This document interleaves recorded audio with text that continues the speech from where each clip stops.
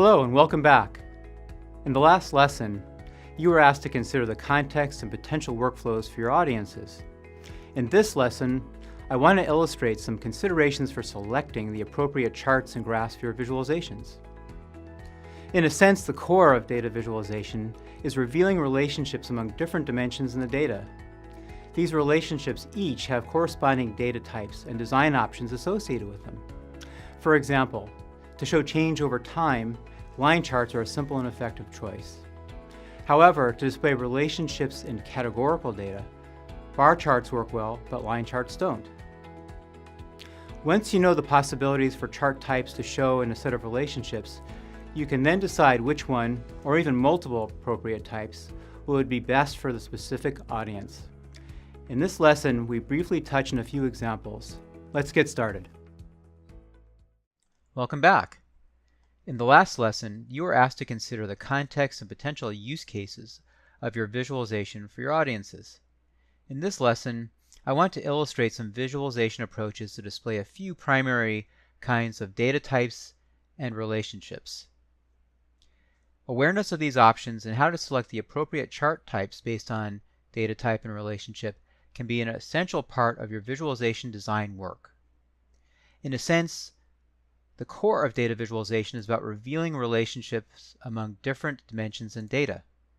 These relationships all have corresponding design options associated with them. For example, line charts are good at showing change over time, whereas bar charts are meant for showing categorical comparisons. Different types of charts are good for showing different types of data and kinds of relationships, but not all.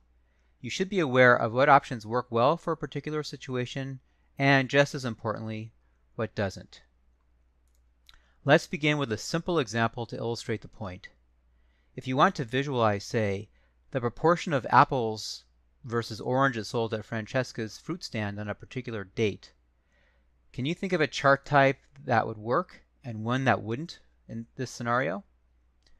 Well, a bar chart is one good option, but a trend line wouldn't work at all. Why?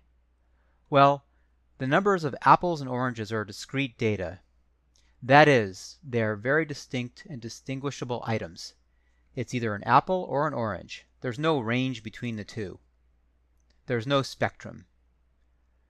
Another example is if you flip a coin, you can count and compare the number of heads and the number of tails, but there's no intermediate heads-tails range between the two possibilities. So when comparing apples to oranges, or heads to tails, think discrete and think bars, among other options.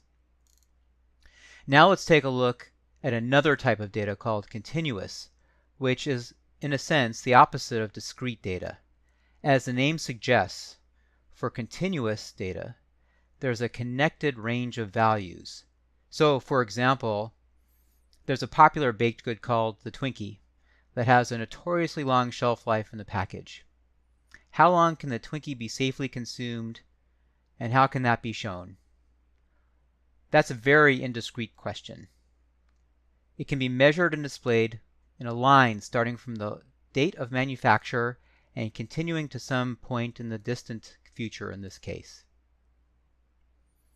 Again, a line is the more appropriate choice to show this sort of trajectory.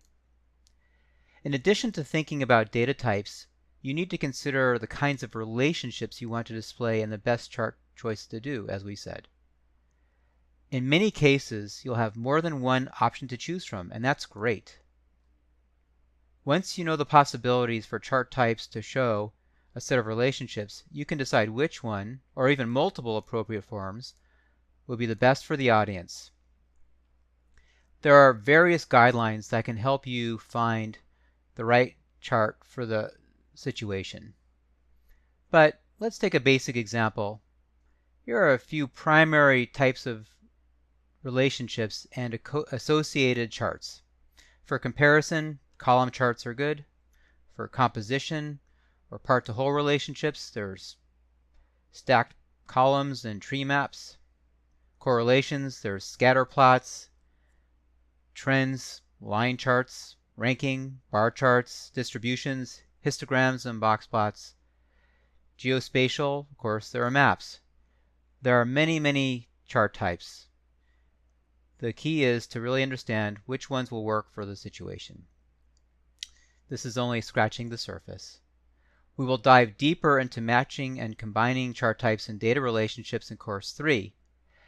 However, as visualization designers, you really need to start to make decisions based on data type, the kinds of relationships, and the best option to use for your intended audience. Thanks very much, and see you again.